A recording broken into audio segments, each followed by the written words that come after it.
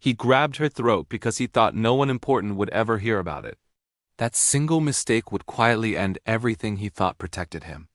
It happened in the security corridor of a crowded airport. Cameras everywhere, but attention nowhere. It's a place where authority often moves faster than accountability. When the officer decided her calm refusal to be intimidated was known compliance, his hand went up before his brain caught up. His fingers tightened just long enough to remind her who he believed had power in that moment. Travelers froze. Some looked away, some filmed. He leaned in close, whispering rehearsed threats, confident that a black woman traveling alone was the safest target his arrogance could find. She didn't scream, she didn't flail, she didn't beg. Training had taught her something most people never learn. Panic is optional when time is on your side. As his grip loosened and he barked orders, she met his eyes with a calm that unsettled him. She quietly asked for a supervisor while offering her identification, the kind he waved away with a laugh. What he didn't know was that she had crossed borders under worse conditions. Her passport told only a fraction of the truth. Every camera in that corridor was already feeding a system designed to watch people like him, not her. When the supervisor arrived, the tone changed. Then it changed again when a call was placed. And then it completely collapsed when a sealed credential was opened and a single phrase was spoken into a secure line. The woman he had grabbed wasn't he a problem passenger or a nobody who wouldn't he be believed. She was an operative whose silence was policy, whose presence was classified, and whose report would never be public, but would always be final. The officer's posture shifted first, then his voice, then his certainty drained away as federal personnel appeared without uniforms or announcements. Body cams were confiscated, footage locked, statements taken. The airport resumed its noise as if nothing had happened, because the most devastating consequences rarely come with an audience.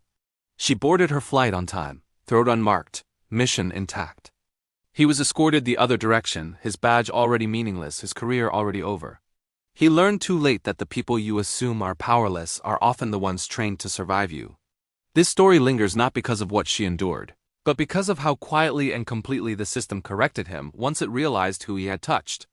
What never made the news was what unfolded after she disappeared beyond the gate. The real reckoning happened behind closed doors, where excuses don't survive. In a windowless office far from the terminal, timelines were reconstructed down to the second, audio scrubbed, footage synchronized.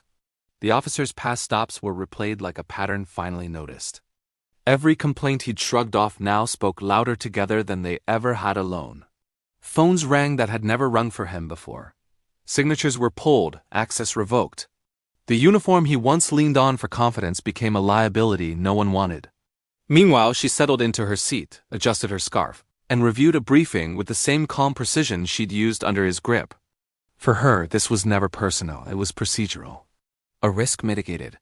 By the time the plane lifted, decisions had already been made. By the time it landed, they were irreversible.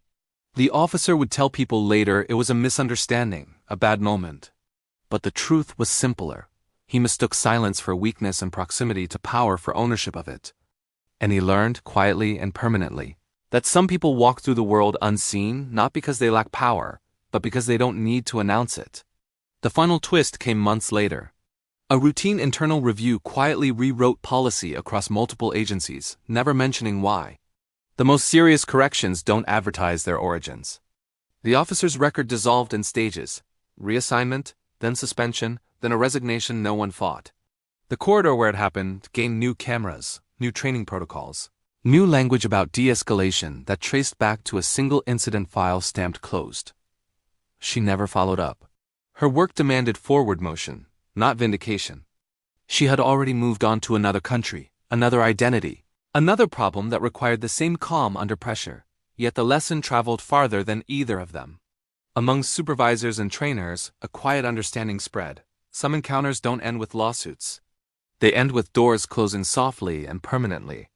That's why this story endures, not as a spectacle of outrage, but as a whispered warning. You never know who you're touching, who's watching, or how swiftly the world can correct you when you mistake restraint for weakness.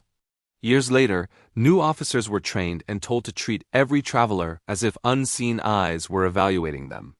The reason was never explained, only implied, because some lessons are too sharp to display openly. One moment of arrogance collided with discipline, preparation, and consequences that didn't need applause. And that's why the story holds you long after it ends. Not because of the hand on her throat, but because of the silence that followed, the kind that settles when power learns it is not immune, and restraint proves itself stronger than force. That is where the story truly closes. Not with justice announced, but with a permanent shift no one could undo. Somewhere inside the system, a quiet marker remains on a file that will never be reopened, a reminder of the day authority overreached and touched something it was never meant to control. He learned what so many learned too late, that power borrowed from a badge expires the moment it has abused. She proved the opposite, that real power doesn't argue, doesn't threaten, and doesn't need to reveal itself to be absolute, and that's why this story lingers. It isn't about rage or revenge.